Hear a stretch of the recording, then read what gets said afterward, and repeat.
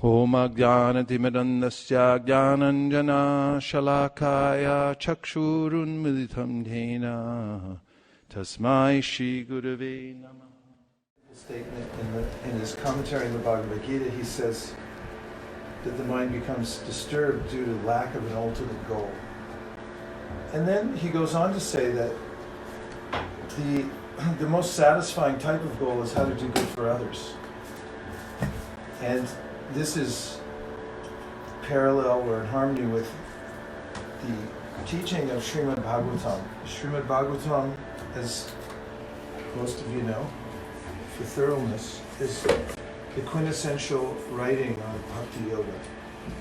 It starts off by declaring that it's really about selfless service and how to be constantly engaged in the service of God without any motivation. And that will satisfy the self. And the word used there is suprasidati. Prasidati means that it's satisfying. And suprasidati means that it's utterly or completely satisfying. Su is an intensifier in Sanskrit. And so this is the basis of Chaitanya Mahaprabhu's teachings and of what the acharyas or the followers of Krishna do, is they organize campaigns so that they can spread a system that people can practice anywhere and everywhere.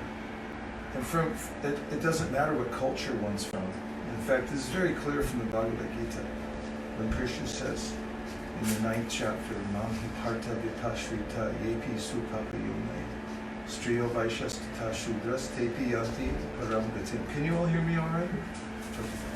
And that is that whatever category of human society one comes from is inconsequential. All that matters really is that one has a sincere desire to advance spiritually. And from there, anyone can make progress. Of course, it does help, Krishna says in the Bhagavad Gita, if one has a little momentum from a previous life or this life in clean living, because habits are hard to break. But nonetheless, one can progress from any situation. What to speak of humans, Bhagavad Gita describes how every living being, whether it be a plant or a human, is part of God. That's what animates every living thing, is actually a particle which is said to be a particle which is not only personal, but which is also part of the Supreme Personality of Godhead's overall existence. And therefore, the definition of a learned person, a pundit, it has nothing to do with academic qualification or one's ability to be fully aware of the political arena, as punditry is now often referred to as. But it has to do with one's ability to see beyond the material situation of each person or a living entity, whether one's seeing a plant, a human, or an animal. In fact, one of the most famous verses of the Bhagavad Gita is Vidya Vinaya Sampane Brahmane Gavihastani Shuni Traiva Shrupake Cha Pandita Samadarshina, which says, Krishna says, that a pundit, a learned person, a highly evolved person, is one who sees equally a priest, an outcast, an elephant, a cow, a dog, or a person who eats dogs. Because she sees that behind the material apparatus, which is this body, which is really a biomechanical machine, there's a soul animating it. And the particular situation of any living entity in this world has to do with his or her past activities.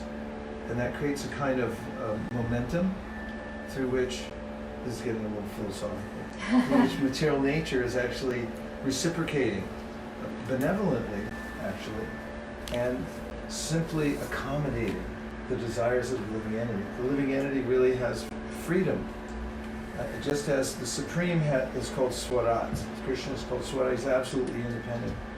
Well, we have that minute trace of independence, only we're not self-sustaining like God is.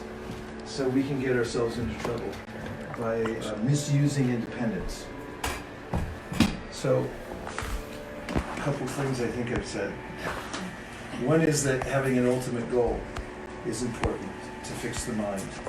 And in Bhakti, the description, especially coming from Sri Chaitanya Mahaprabhu, is fix your mind on selfless service. And the best kind of service, how to do good for others. Paropakara. And then one may discern what is real service. For instance, if I serve the body but I neglect the soul inside, then although my intention might be there, then what is that saying? The operation was a success, but the patient died. And my grandfather, spiritual master, he used to say, that's the spiritual master, my spiritual master, he used to say that, give the example of saving the dress of a drowning man. So somebody's drowning and then says, I'll save him, and jumps in and comes back with his coat, and we said, you idiot.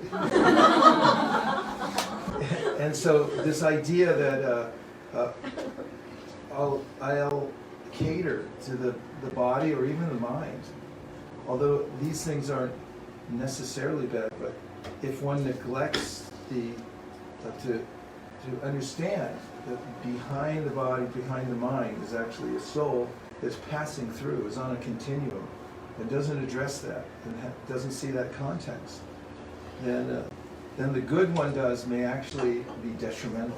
It's possible, that one could, for instance, let's feed the world, and then maybe the kind of food that you're giving them, or the way that which you're gathering the food, might be harmful to the planet. It might be harmful to the people you're giving it to, and if it happens to be evolved living entities, it might disturb their progress too if you prematurely kill them to give to other people. This is the kind of idea that Srila Bhaktisiddhanta, my grandfather's spiritual master, used to talk about. Be careful, be informed, be precise in how you do good for other people. All this coming back to the fact that Chaitanya Mahaprabhu wanted to do good for others. He said would happen most effectively on a grassroots level. And so this is grassroots. And when the founder of the Hare Krishna movement came to America, he definitely started in the grassroots level. He would spend time with people, and he didn't have a particular place to stay when he came. The place he had was really just a temporary arrangement. He had met a gentleman he had met a man in India, and an Indian, and had told him that he had his plan to come to the West and teach Krishna consciousness as per the instruction of his guru. And so this man had told his son back in Pennsylvania that you need to fill out some paperwork to sponsor this sadhu, spiritual teacher. And of course the son had heard that before, because his father, well-intentioned as he was meeting people, that thought they'd come to America for various reasons. And so they had filled out the paperwork many times before.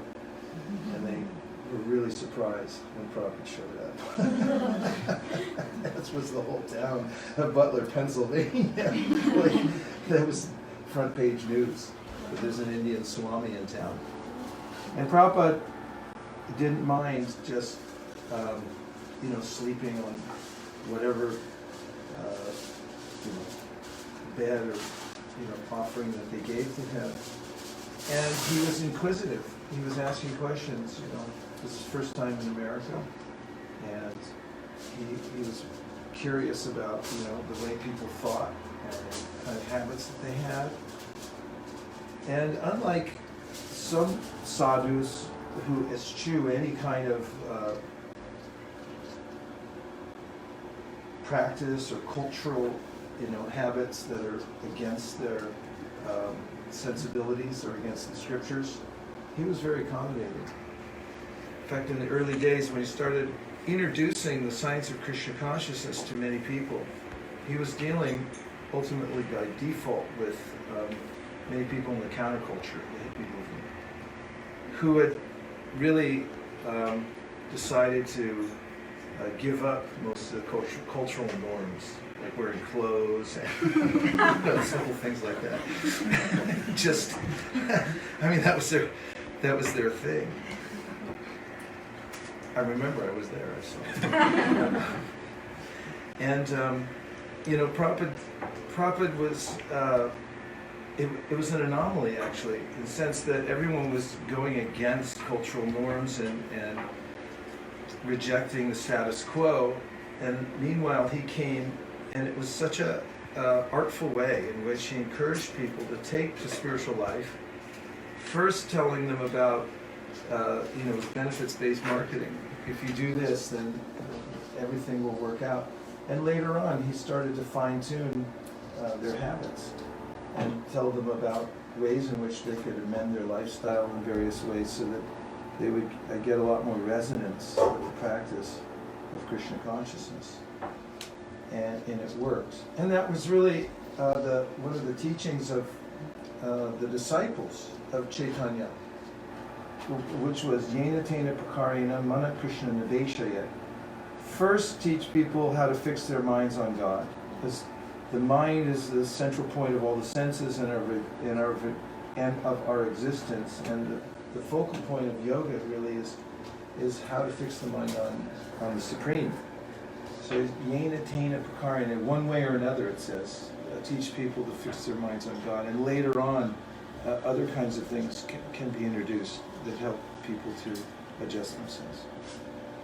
Is everybody comfortable? Yes. On a scale of 1 to 10, how comfortable are you? If anybody needs a chair, I insist you please sit in a chair. Okay? Don't sit and feel like part of the practice of Krishna consciousness. If you feel uncomfortable, it's not a religion to sit on the floor. Although I was in Chicago once, and there was an African American man who came there to the program. He saw everyone sitting on the floor, and he commented that he thought it was a very humble custom.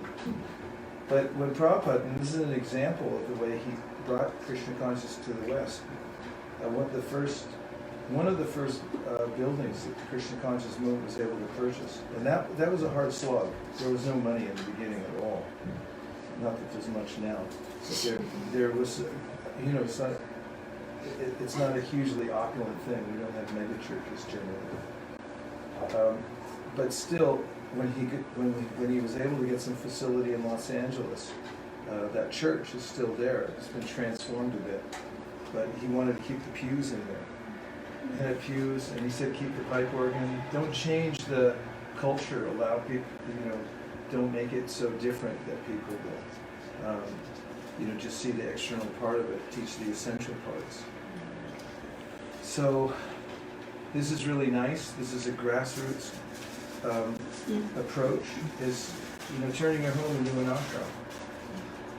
And interesting, the word ashram, in America most people say ashram, something like that. Ashram, when most people think of it, it's a place where people live to practice yoga or something spiritual.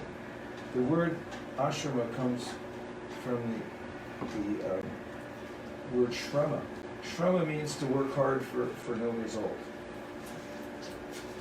And means you're working, and I mean in the vision of the Srimad Bhagavatam, shrama means that you're working, but you're not making spiritual advancement. It doesn't matter if you're advancing materially, like you have a good economic situation and it keeps getting better, but you miss the introspection and you miss the connection with God. That's called shrama. And then if you put an A in front of a word in Sanskrit, most of the time it reverses the meaning. So you have, typical, atypical. And you have shrama, ashrama, which means you reverse the trend of useless labor and you get some traction in life. And you're supposed to have a base somewhere where you can live without trauma, without having to just be in anxiety about how to make ends meet, or what's the next meeting and all that. So you're supposed to have a little space like you all have here. You have a little altar. This place is temple room. It's a nice place too. Nice colors. The floor looks like Virgo, or is it bamboo? I'm not sure. It's hard to tell these days. But whatever it is, it looks nice. Very natural. And there's spiritual pictures around, and there's books, and it's really nice. It's really nice. So devotees can live together, they can have their jobs, and then have a base they come back to where they practice together. And this will be really effective. And then, the next big step is to invite people into the space. And from there, it's remarkable what can happen, because it's the purity of the spiritual vibration in any place that expands, and the reason is given in the Srimad Bhagavatam, and that is that there's two different kinds of vibrations, just to make it really on the simple side, that are available in this world. One is the spiritual vibration, and the other is material vibration. And the spiritual vibration expands and provides one with spiritual paraphernalia and facility. Just as much as material vibration expands and provides one with material facility. And Prabhupada gives this example in the Bhagavatam. He says that if you want to build a skyscraper building, the materials are already there, you just have to hear about them. Like you might go to Caltech. You're like, yeah, now I know how to do it, because you heard about it, right? It's possible. Of course, a spider can build a web without going to Caltech, which always amazes me. But the fact is that any facility or paraphernalia that you need, if you just hear about it, and then you make a few mantras and say, this is the kind of building I want to make, and then from the subtle level of speaking, you start sketching it out in the blueprint, and then you call some people in, and the bricks go over there, make a hole here, next thing you know, there's a building. So things get manifest in that way. And so manifesting on the material level starts with sound, and manifesting on the spiritual platform starts with sound also, but there's a different kind of sound, and that spiritual sound, Srimad Bhagavatam is said to be the sound that comes from the highest level of the spiritual world, and Tadvad Visargo Janataga Vithdovo Yasmin Prati Shlokam Abhadya Bhakti Namanyanam Tasya Hisham Kitanya Shrivanti Gayanti Grinanti Sarva. It says that it's revolutionary. When you listen carefully to the sound, you can all move up if you want. I think there's like thousands of people coming in. Make some more space.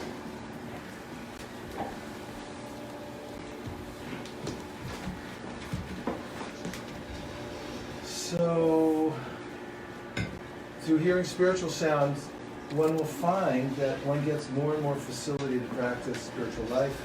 There may be special guidance provided, things that you can use to help you advance spiritually. And Krishna says much the same in the Bhagavad Gita, a famous verse in the 10th chapter. Kesham satati yuktanam pachitam priti yogakam ganami buddhi yogam tam yenam amukuyantido. If you're just sincere and you practice, then he said, I'm in your heart, and I will give you the intelligence, buddhi means intelligence, to advance spiritually and make all progress from there. So congratulations on the grand opening of your ashram. You've been keeping it really nicely, obviously. It's really first class.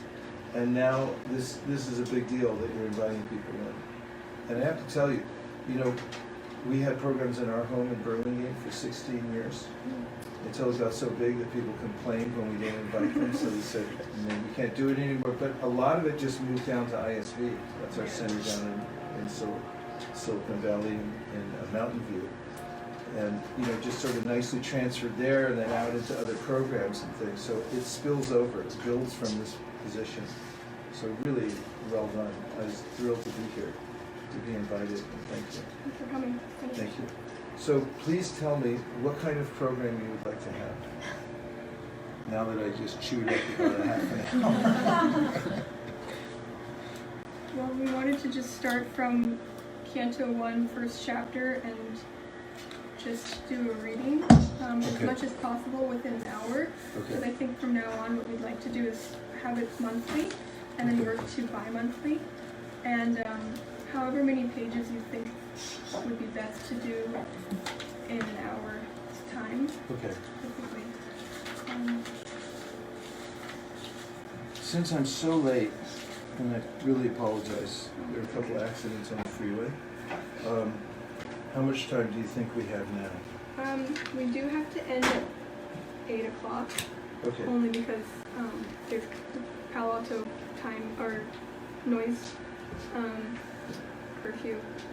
So whatever you decide to do. And that includes prasadam too, right? Yes. Finishing it. Mm-hmm. So why don't we go for the next half hour Sounds great. reading, and then you can call for prasadam. Okay. Does that sound good? That's perfect. What I recommend is that we start reading the Bhagavatam. Is that what you want to read, the Bhagavatam? Yes, please. Yeah. We'll read the Bhagavatam starting with a preface.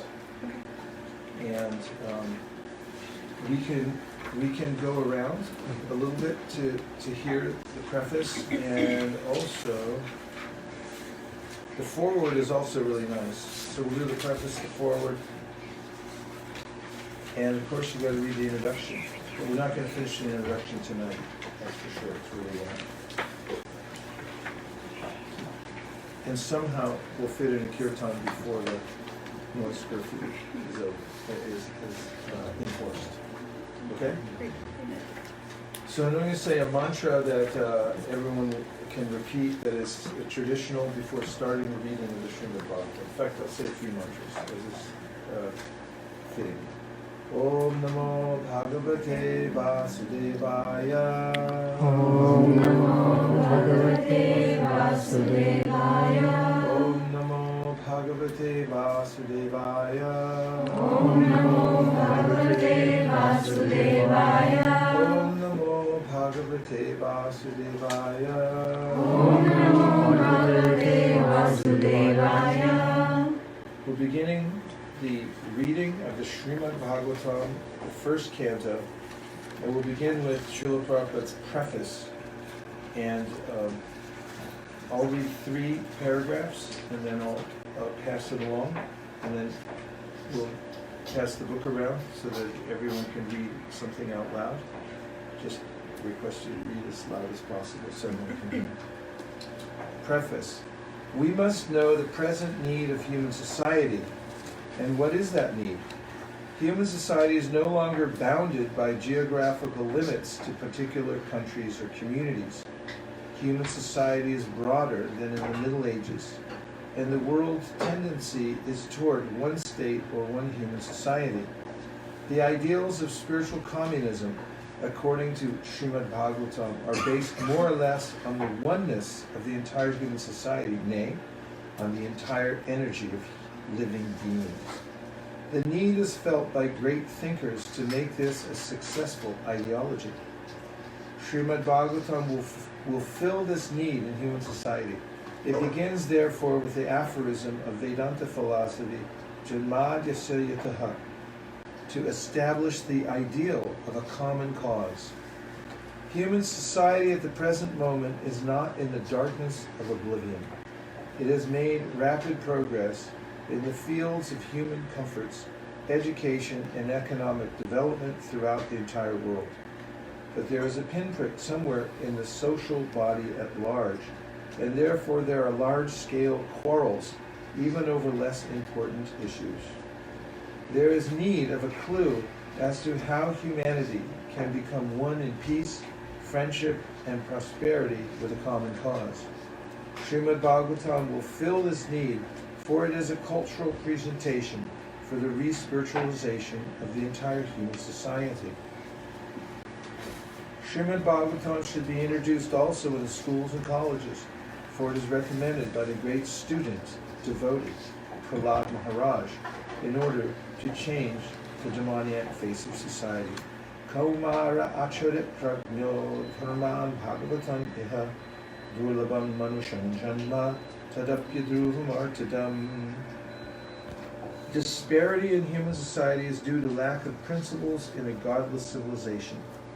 There is God, or the Almighty One, from whom everything emanates, by whom everything is maintained, and in whom everything is merged to rest.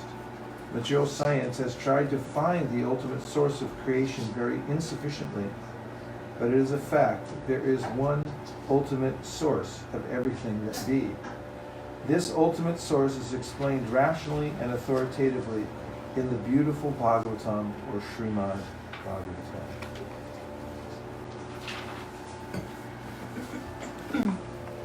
Srimad Bhagavatam is the transcendental science not only for knowing the ultimate source of everything, but also for knowing our relation with Him and our duty toward perfection of the human society on the basis of this perfect knowledge.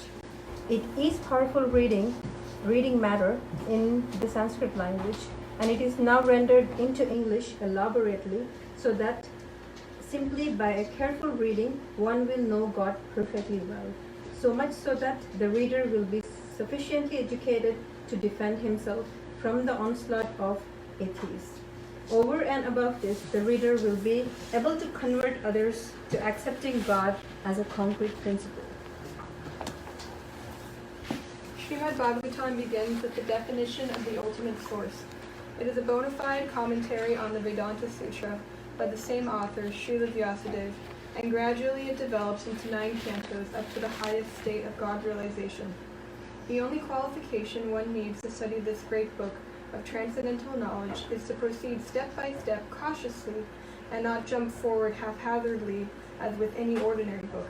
It should be gone through chapter by chapter, one after another. The reading matter is so arranged with the original Sanskrit text, its English transliteration, synonyms, translation, and purport so that one is sure to become a God-realized soul at the end of finishing the first 9 cantos.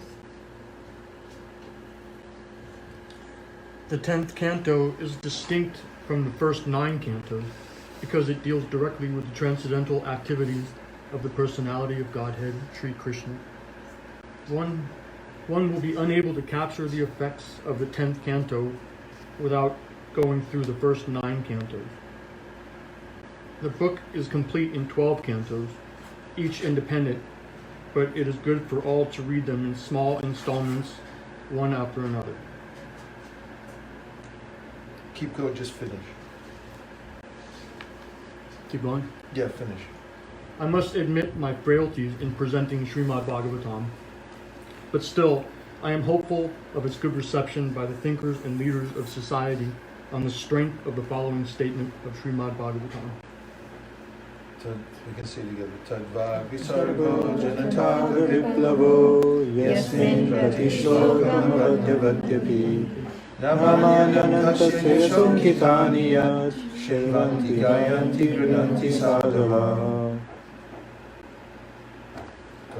On the other hand, that literature which is full of descriptions of the transcendental glories of the name, fame, form, and pastimes of the unlimited Supreme Lord is a transcendental creation meant for the bringing about of revolution in the impious life of a misdirected civilization. Such transcendental literature, even though irregularly composed, is heard, sung, and accepted by purified men who are thoroughly honest. Om Tat Sat. A.C. Bhaktivedanta Swami.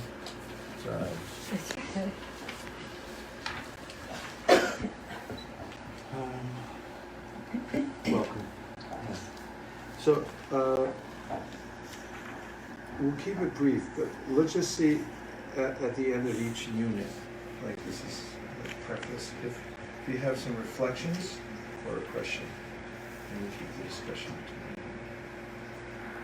Anything that you heard from the preface that stuck with you, a phrase or concept, or if you want to ask your questions or elaborate something. Yes. Reflection. It's just really amazing that this was written in the 70s, but it's still so relevant, 30 years later. It was written yesterday.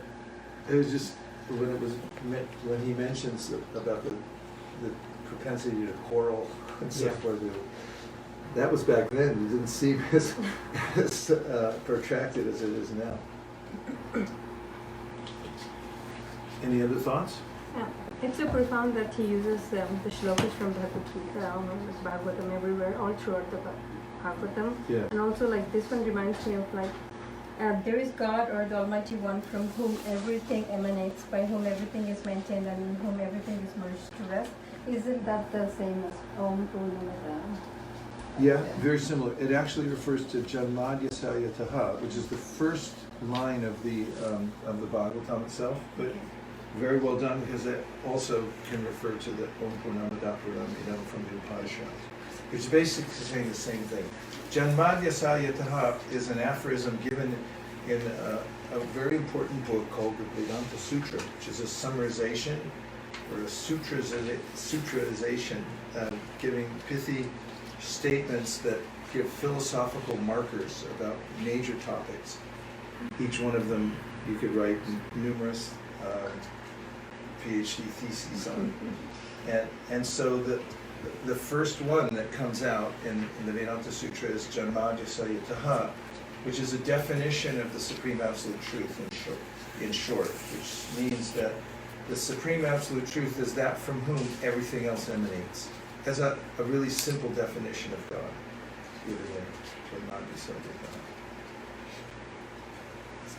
Anything else? Yeah. Can you just elaborate maybe a little more on the distinctness of the 10th canto? Yes.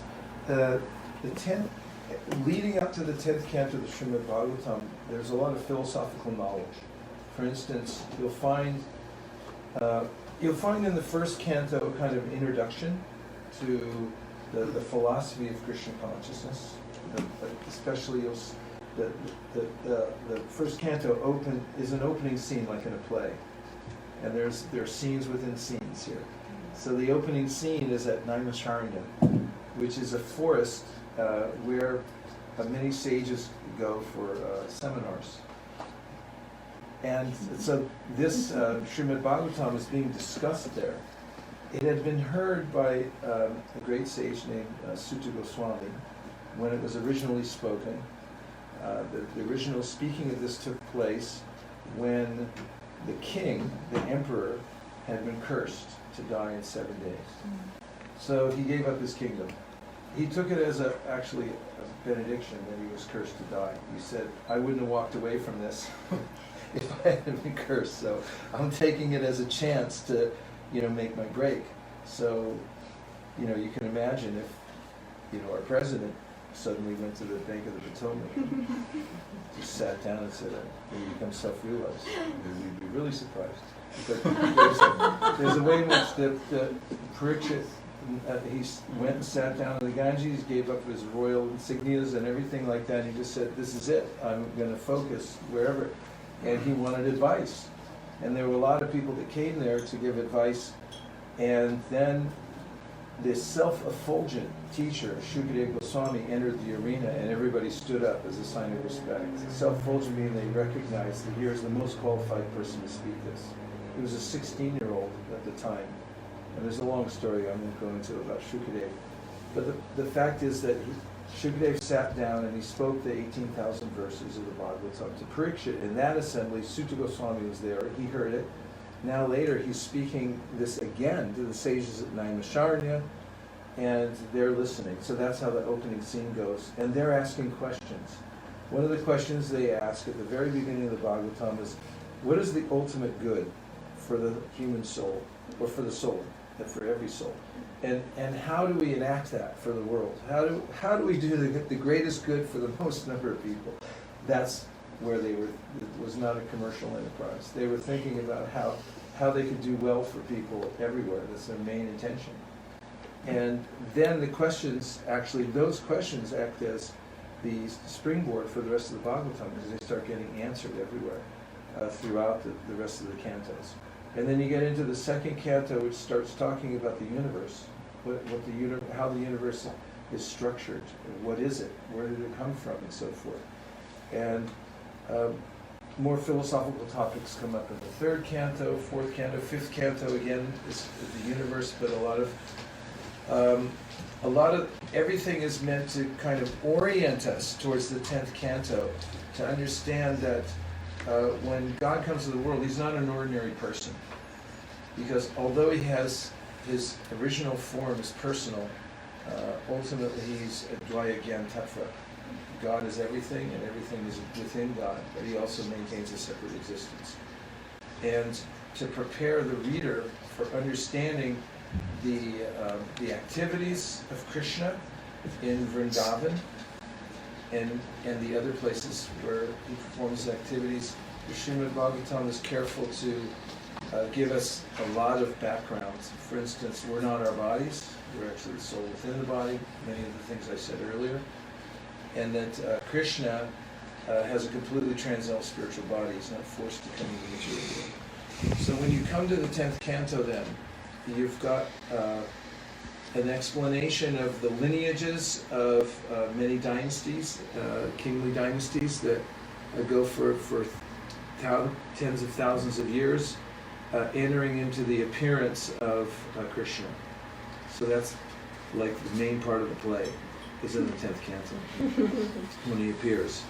And then it starts to describe his birth, his activities, and that's important, according to the Srimad Bhagavatam, because the variety of the material world is temporary. It's a reflection of the spiritual world. And ultimately, I'm attracted to variety. I want relationship. I want emotion. I can't just give things up. And unless I have the positive replacement for the temporary material world, by default, I'll naturally be attracted here. So therefore, Bhagavatam says, unless one hears Srimad Bhagavatam all the way through and then comes to the 10th canto, and understands that there is actually a spiritual activity, a spiritual form, a spiritual emotion, and becomes really interested in it, then there's no giving up the material world, because you have to have a higher taste. You can't just say, I quit, because you get dragged back in again. So that's why the 10th canto is so important. And if you hear, one canto at a time until you get to the 10th canto, your mind will be, and heart will be prepared to hear, okay, this is not ordinary. It's not just, like sometimes people paint pictures of Krishna in Vrindavan, and they just seem licentious. Because like, this is just a boy, this is ordinary activities. Like, what do I care about this? So the first 9 cantos will make you care. Does that help? Yeah, definitely. Yeah, thank you so much. Since I took so long on that one, let's move to the next item, which is the foreword. And yes. I have a question. So Yes. after, when we were conducting this, did you suggest that we have reflections after each section that we are reading? Or should we just read right through it and just... It's okay. I think that what you should do is you should set a goal of how many pages you want to read according to what's reasonable within the time, and then budget in a few reflections. That's what we do at Govardhan. We try to make sure we're on track. Because some years we used to take so many reflections that pretty soon you're like, hey, we were here for 2.5 hours. We just read 2 pages. Yeah. So you have to have a moderator who goes, okay, it's time to move on. And unfortunately, I'm the moderator. You shouldn't give me that task, I'll keep talking. Okay, so let's do the forward.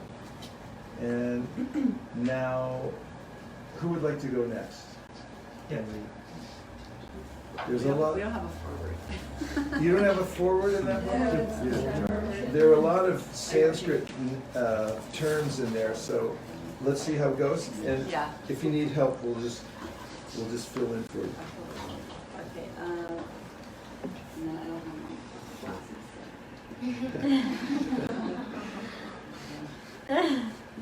Okay, the Bhagavata Purana is brilliant as the sun, and it has arisen just before the departure of Lord Just Krishna after. to his own abode, accompanied by religion, knowledge, etc. Persons who have lost their vision due to the dense darkness of ignorance in the age of Pali shall light from this Purana, Srimad Bhagavatam. This timeless wisdom of India is expressed in the Vedas, ancient Sanskrit texts that touch upon all fields of human knowledge. Originally preserved through oral tradition, the Vedas were first put into writing 5,000 years ago by Srila Vaisesika, the literary incarnation of God. After compiling the Vedas, Vaisesika set forth their essence in the aphorisms known as Vedanta Sutras. Srimad Bhagavatam is Sri Vyasadeva's Just one little commentary. clue about reading the transliteration. This can help immensely, actually. When you see an A with a line over it, just pronounce it as an A, but hold it twice as long. Okay. And then you'll have great success in reading Sanskrit. It's one of the tricks. Okay. Yeah, there it is. Bravo. Commentary on his own Vedanta Sutras. It was written in the maturity of his spiritual life under the direction of Narada Muni, his spiritual master. Referred to as the ripened fruit of the tree of Vedic literature, Srimad Bhagavatam is the most complete and authoritative exposition of the Vedic knowledge. After compiling the Bhagavatam, Vyasa imparted the synopsis of it to his son, the sage, Sukadeva Goswami. Sukadeva Goswami subsequently recited the entire Bhagavatam to Maharaja Parikshit in an assembly of learned saints on the bank of the Ganges in Hastinapura, now Delhi. Maharaj Parikshit was the emperor of the world and was a great Rajarsi, saintly king. Having received a warning that he would die within a week, he renounced his entire kingdom and retired to the bank of the Ganges to fast until death and receive spiritual enlightenment. The Bhagavatam begins with the Emperor Parikshit's sober inquiry into Sudadeva Goswami. You are the spiritual master of great saints and devotees. I am therefore begging you to show the way of perfection for all persons, and especially for one who is about to die. Please let me know what a man should hear, chant, remember, and worship, and also what he should not do. Please explain all this to me. Okay. Would you like to go?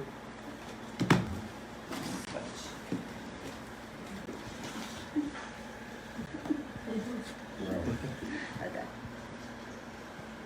Sukadeva Goswami's answer to this question and numerous other questions posed by Maharaja Parikshit concerning everything from the nature of the self to the origin of the universe, held the assembled sages in rapt attention continuously for the 7 days leading up to the king's death. The sage Sutta Goswami, who was present in the assembly with Sukadeva Goswami, That's right. That is good. recited Srimad Bhagavatam, later repeated the Bhagavatam before a gathering of sages in the forest of Namasarya. Those sages concerned about the spiritual welfare of the people in general had gathered to perform a long, continuous chain of sacrifices to counteract the graduating influence of the incipient age of Pali. In response to the sage's request that he speak for the essence of the Vedic wisdom, Sutta Goswami repeated from memory the entire 18,000 verses of Srimad Bhagavatam, Perfect. as spoken by the Sukadeva Goswami to the Maharaja Parikshit. Yes. The reader of Srimad Bhagavatam hears Sutta Goswami relate the questions of the Maharaja Parakasit and the answers of the Sukha Deva Goswami. Also, Sutta Goswami sometimes responds directly to the questions put by Sahunaka. See. That AU combination, like a diphthong, it's like ow, Saunaki Su. Rishi. Rishi. The spokesman for the sages gathered at the Naima Sariyana.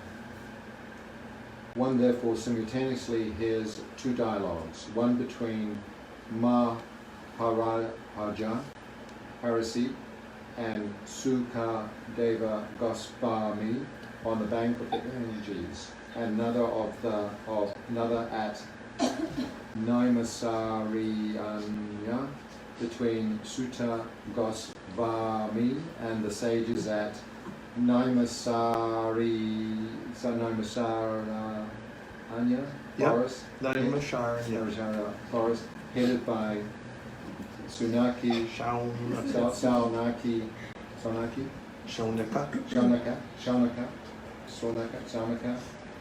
And when you see the Rishi, that S with a dot under it, it's pronounced like the German Sprechen, like Sprechen Sie Deutsch. So you see SH it's a very so like the SH sound there. Shaunaka Rishi. Good.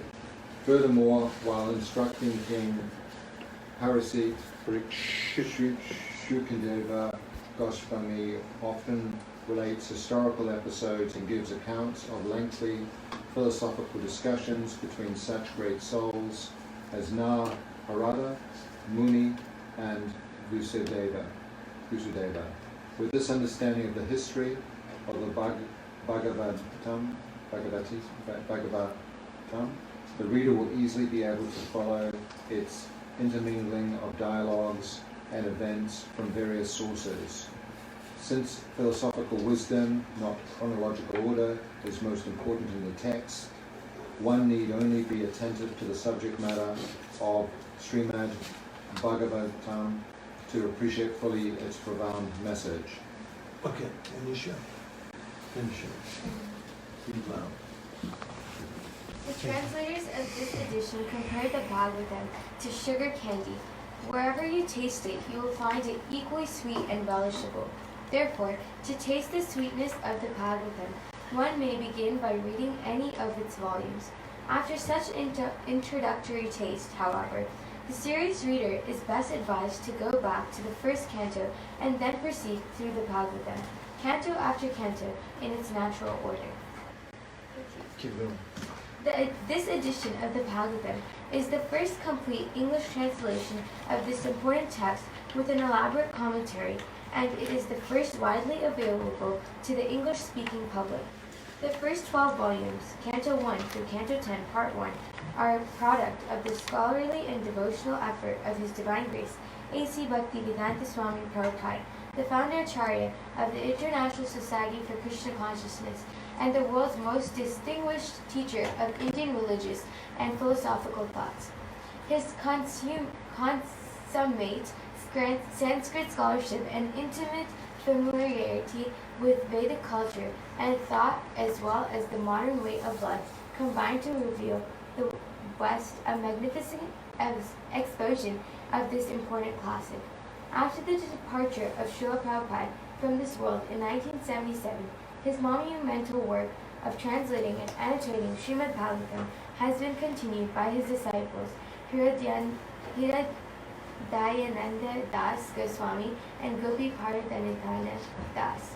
Readers will find this work of value for many reasons. For those interested in classical roots of Indian civilization, it serves as a vast reservoir of detailed information on virtually every one of its aspects. For students comparative philosophy and religion, the Bhagavatam offers a penetrating view into the meaning of India's profound spiritual heritage. To sociologists and anthropologists, the Bhagavatam reveals the practical working of peaceful and scientifically organized Vedic culture. whose institutions were integrated on the basis of a highly developed spiritual worldview. Students of literature will discover the Bhagavatam to be a masterpiece of majestic poetry.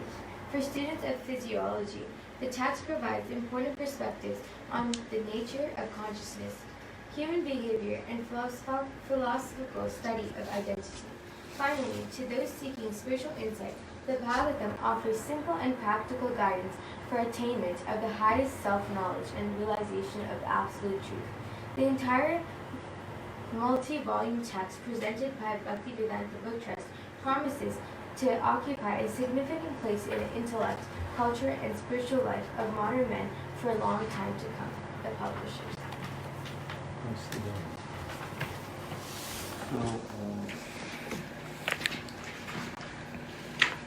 Now, the introduction is lengthy. Prabhupada's mindset, as he told himself when he came to America, since he was already 70 years old, was that, and he had already suffered 2 heart attacks on the way here, on the freighter that he took. He got free passage on a cargo ship, because he knew the owner of the company. And so he was eager to summarize much of the philosophy in as many places as possible, just in case he didn't finish. So what you find in the introduction here to the Srimad Bhagavatam is a summary of the teachings of Chaitanya Mahaprabhu that I mentioned earlier before, and then it leads into the first canto. So because it's 25 after, we still have to take prasadam. So maybe now's a good time to have a kirtan. Okay. But before we do, you can put your Bhagavatam on this platform, and you can just stand up for a minute, because before we have a kirtan, some chanting, just stretch out a little bit. There's some space here you can put the books on. Part of the culture is to keep the Bhagavatam in a respectful place, don't put it on the floor. And please just stretch out for a minute so you can decompress.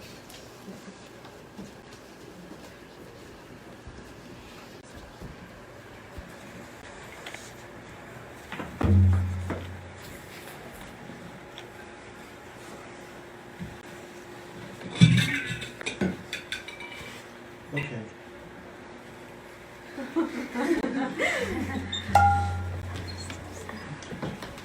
So Chaitanya Mahaprabhu taught a simple method of connecting with the Supreme Personality of Godhead through the chanting of the divine names of God. And this is a method that he taught wherever he traveled. It's an age-old process of very dynamic meditation. And it's called Sankirtan. So kirtan comes from the word kirti, which means to make famous. Kirti means fame. So kirtan means the way in which you're glorifying somebody. And sam means together. So Sankirtan means that you do this kind of glorification or meditation as a group. And in the chanting process, there's a leader or a group of leaders who will sing the mantra out loud, and then everyone else in the group will listen and then repeat the mantra. And then you go call and response. And so let's do that. There are a couple of introductory mantras that I'll start with, because in the way of approaching the main mantra that we chant, which is called the Maha Mantra, we show respect to those who brought it to us first. And because it's like a deity, it's a sound deity actually. And so when we approach the deity, we're respectful and show gratitude, appreciation, and respect to the teachers who have passed it down. So I'll say that the mantra that is respects my guru, and then and who's also the founder of this organization, And then I'll say the mantra that respects Chaitanya Mahaprabhu, whom I've mentioned several times as beginning this movement of Parupakar, doing good for others, through spreading spiritual knowledge. We started this over 500 years ago. And then we'll go into the call and response for the Hare Krishna mantra. Yeah, I was in Japan recently, and we were at the home of some very wealthy diamond merchants, and they invited friends over, and we had a kirtan, and it got louder and louder, and then the police came. And they said, it's not a Hare Krishna program until the police come.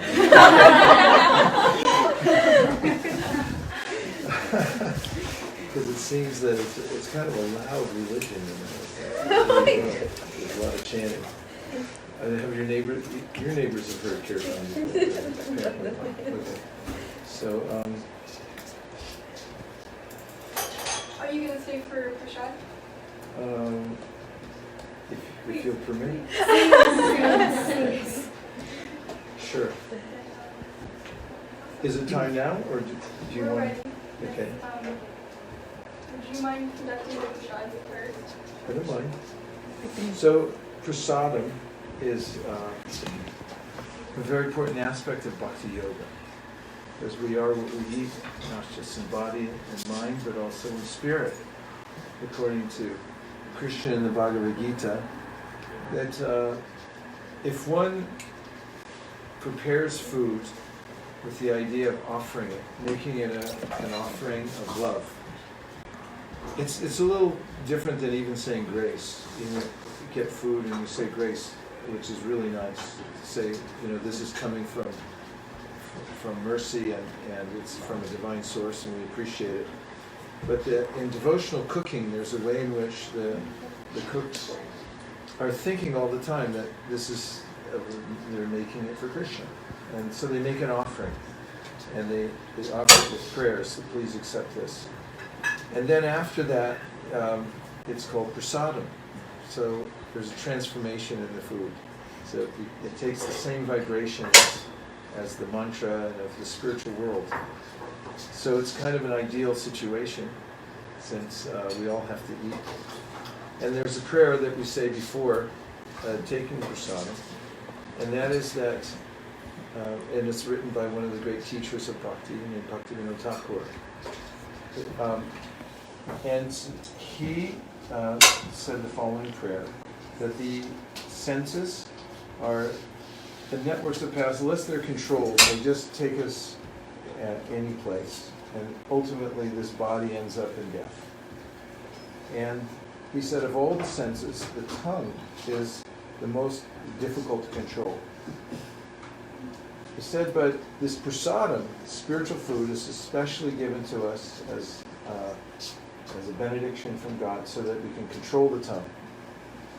And so he said, please let us take this prasadam with full consciousness of its spiritual power, and in that way perform our practice of Bhakti Yoga. And so everyone who appreciates or agrees with these ideas, in part or in whole, please say Hare Krishna. Hare Krishna. So now there'll be some special arrangements so everyone can take prasadam. And while it's being served out, let's see if there's any questions.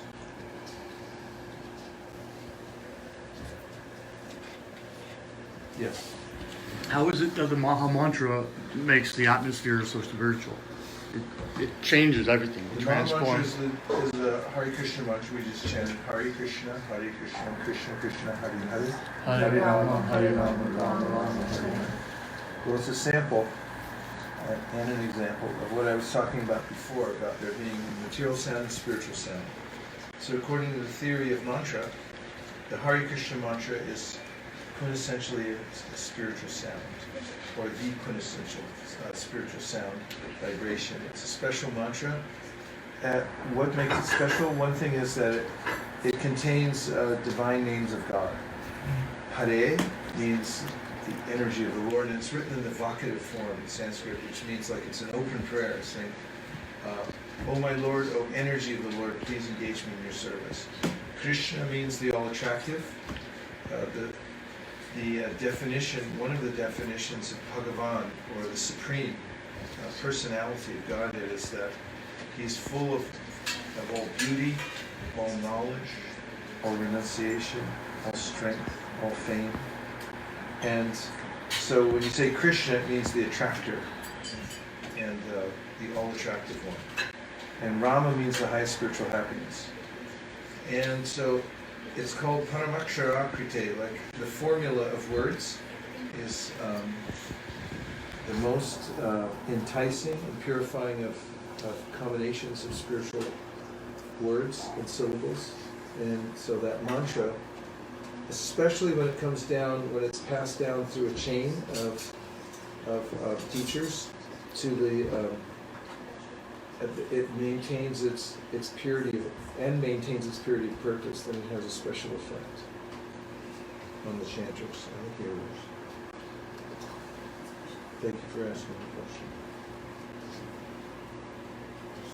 I have a question. Yes. I've been trying on and off for a couple of years to cook prasadam, or to offer my food, but for some time I succeed in some way, but it ends up being just kind of external, and I fall off, and I start eating for myself only. Is this something that happens? Is this a common thing, or is it just something that develops? Remember in that prayer, the tongue is the most gracious. Even that one extra step, you cook and then you offer it. Even if it's a simple offering, the tongue's going, come on, hurry up. Yeah. Let's just take it now. It helps more when you're in an ashram and there's other people around, because then you sort of like, hey, aren't you going to offer that? If you're by yourself, the hand just like grabs the bag or whatever it is. It's like, yeah, I'll say a prayer. Thanks.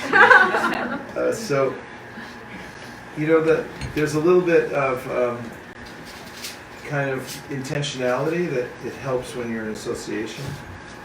And then when you live in a temple ashram, that's all that's available is prasadam. Yeah.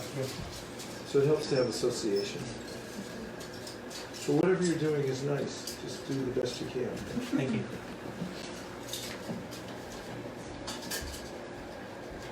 Any other things? Or reflections? Reflection just means anything you heard or experienced that you want to reflect back.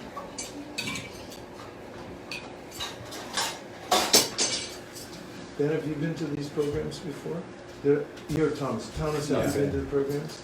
Yeah, definitely. Yeah, I've been to, we usually go to, our Sundays we usually spend in the Bhakti Center. Oh, downtown San Francisco? Yeah, downtown San Francisco. And Ben and Victoria, you all go down there? We've been going, and Ben's been once with us. But I'm the newbie. when he was a bit younger, he went in New Zealand.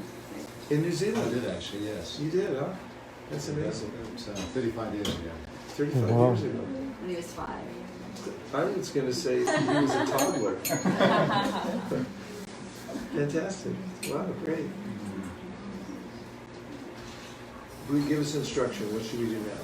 So, the plan is going to be that we're going to do ready-made plates, and we're going to bring it out to you folks. If that's okay with everybody? It's fine. Yeah. We'll just ask for seconds, and then we'll just hear you as we go along. Thank you very much.